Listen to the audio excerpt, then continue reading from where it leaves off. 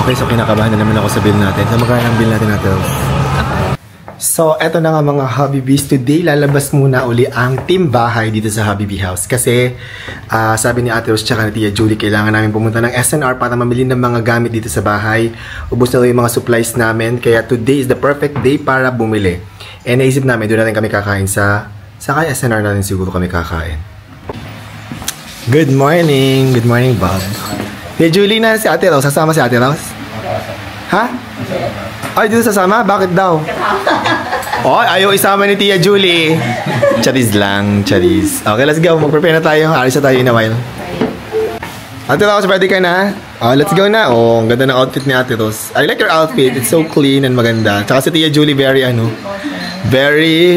bagets, charis. So, nandito na kami sa SNR. Nakalimutan ko yung card ko, kaya si Happy David kumuha ng bago. Okay, una namin gagawin. Kakain muna kami. Gutom na kayo?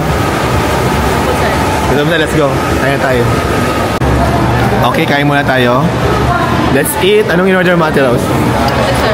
Sandwich. Si Bob, chicken sandwich. Si Tia Julie, chicken sandwich. Kakain muna kami bago mag-shopping. Ate Rose, ano? May mga gamit pa kayo sa bahay? Shampoo po, sir. Shampoo lang? O meron pang iba? Opo, yun lang. Okay, sige. Hanap yung shampoo. Tia, ikaw, mayroon ka pa shampoo? Shampoo. At saka ano, Ate Rose? May antabox pa po ba tayo? Antabox. Yung para sa hand wash? May malaki pa po doon. Sige. Okay. Okay, let's go. Hanap na kayo shampoo nyo. Anong request ni Lindy? Ito po, sir. Deodorant daw. Okay, go. Kailangan lagi mabango ang kilikili. Charis.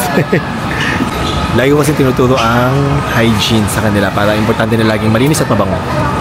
Tia, baka kailangan mo ng modest? Oo. Alin? Sampung base. Kailangan mo ba ba yan? Nagmamodest ka ba ba? Ay, hindi na ba? Si Atos, marami pa kang stock, no? Meron pa po, sir. Marami pa. Si Tia, walang stock. Huwag ka na ng modest. Ako nangihingi na nga pa, Ate Rose. Saan ang binili natin? Dyson. Electric fan. Ayan, guys. Sobrang good deal dito kasi naka-buy one take one ang Dyson electric fan. Sa totoo lang, matagal naman tayong nangangarap niya pero ayaw natin bumili kasi sobrang mahal. Pero dahil naka-buy one take one. So, it's magkano? 30,000. Dalawa na. Oh, pero sa actual shop kasi, isang electric fan is 29,500. So, this is really a good deal. Sobra. Ang lakas.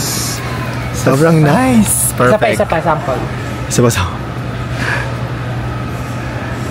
Ayan. Oh, see? Ang lakas niya, nararamdaman kong nililipad lahat ng mga problema ko sa buhay. At finally, nabili ko na yung aking pangarap na electric fan, guys. Dyson!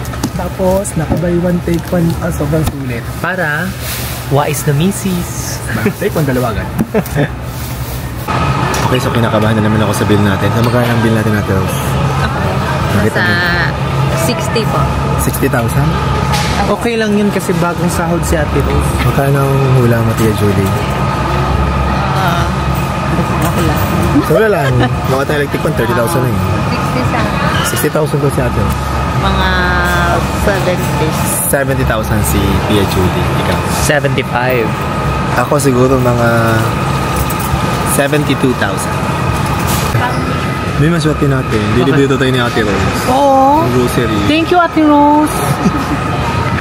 Feeling ko pala 80,000. Ate Rose, 80K pala ako. Babaguhin ko yung sagot ko. 80,000 ako. Ano sabi mo, Ate Rose? Pwede ko rin po baguhin, sir. Of course. Anong sagot mo? Anong bago mong hula? 76. 76. 70? 70 ka, di ba, Tia Julie? Ako 80. Si Happy David, 75. 76 si Ate Rose. Parang ayoko nang baguhin sagot ko, Ate Rose. Nasa 65,000. Parang dikit-dikit ang ating hula. Nakakaloka.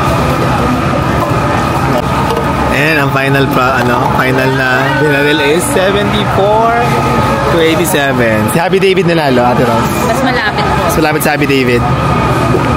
Mimi ko naman nanalo. I am the undefeated champion. Lagi siyang tama as in nakakaloka.